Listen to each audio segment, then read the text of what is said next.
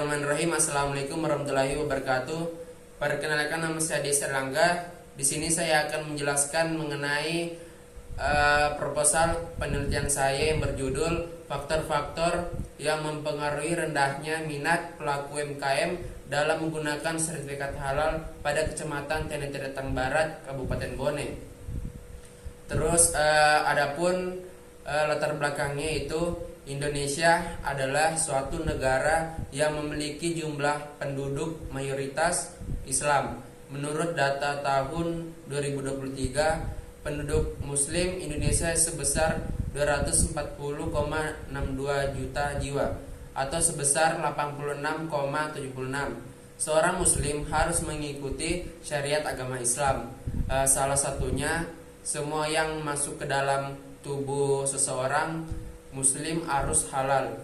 Di era globalisasi ini, pentingnya sertifikat halal dalam meningkatkan daya saing usaha mikro, kecil, dan menengah. Lalu tidak bisa dipungkiri, selain berfungsi sebagai label yang menyatakan bahwa suatu produk mematuhi hukum Islam, sertifikat atau sertifikasi halal juga merupakan tanda keunggulan dan kebersihan yang diakui secara global. Kepercayaan pelanggan terhadap produk UMKM meningkat drastis dengan adanya sertifikat halal. Kemudian tujuan utama sertifikat halal adalah untuk melindungi kepentingan dan hak pelanggan, khususnya mereka yang menganut agama Islam. Tujuan penilaian ini adalah untuk memastikan kelayakan suatu produk untuk sertifikat halal. Lalu keuntungan memperoleh sertifikat halal sebagian besar didorong oleh kebutuhan konsumen, badan usaha, dan pemerintah yang mendesak.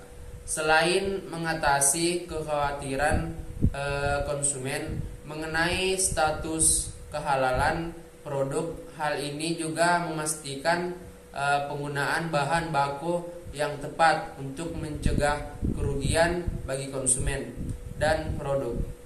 Adapun rumusan masalah saya ada dua. Yang pertama itu, apa saja faktor yang mempengaruhi kurangnya minat pelaku UMKM untuk mengajukan sertifikat halal. Yang kedua, bagaimana persepsi pelaku UMKM terkait proses dan biaya yang diperlukan untuk mendapatkan sertifikat halal.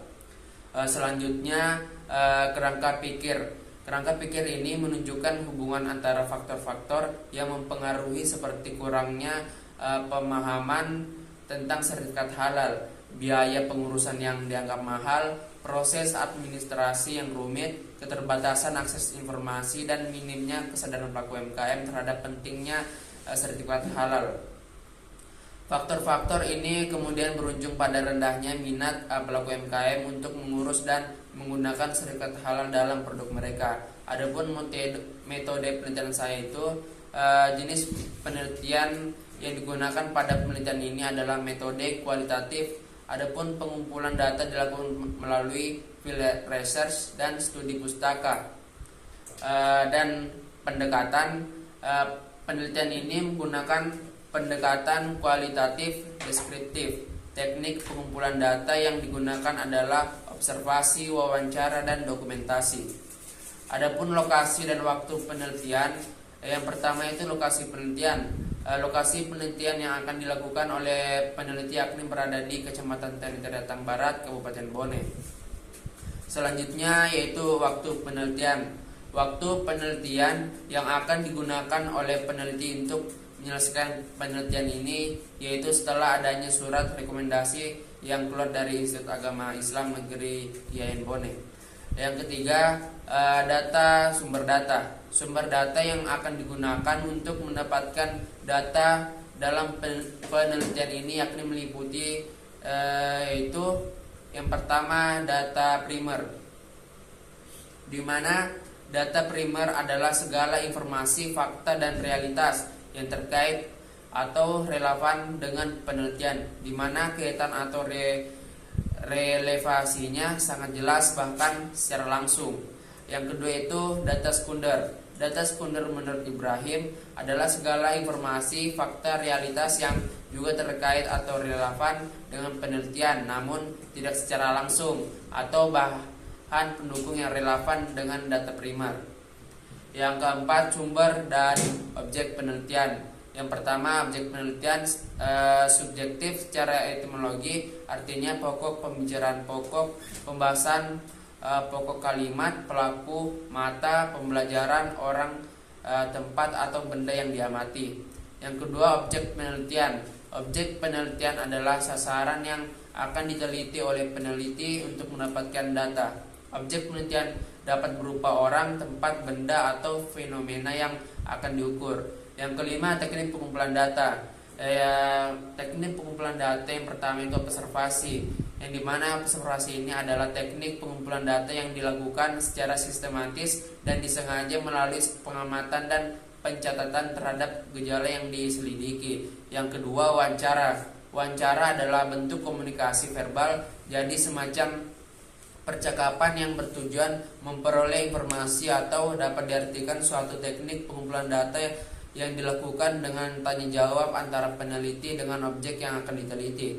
Terus yang keenam, teknik analisis data. Yang pertama itu reduksi data. Reduksi data merupakan proses penyederhanaan, merangkum, memilih hal-hal pokok, mengklasifikasikan, memfokuskan pada hal-hal penting dalam tema dan pola yang sama. Yang kedua, penyajian data. Penyajian data dalam penelitian kualitatif dapat dilakukan dalam bentuk juraian, singkatan, bagan, hubungan antara kategori, flowchart, dan lain sebagainya. Penyajian data pada penelitian kualitatif sering menggunakan bentuk teks naratif yang kadang dilengkapi dengan grafik, metrik, dan atau sejenisnya. Yang ketiga, penarikan kesimpulan. Jadi penarikan kesimpulan, tahap mengambil kesimpulan dan verifikasi ini adalah suatu tahapan lanjutan dari tahap pertama reduksi data dan kedua penyajian data, di mana pada tahap ini penelitian menarik kesimpulan dan melakukan verifikasi data. Ya, mungkin itu saja yang sempat saya sampaikan, lebih kurangnya mohon dimaafkan. Assalamualaikum warahmatullahi wabarakatuh.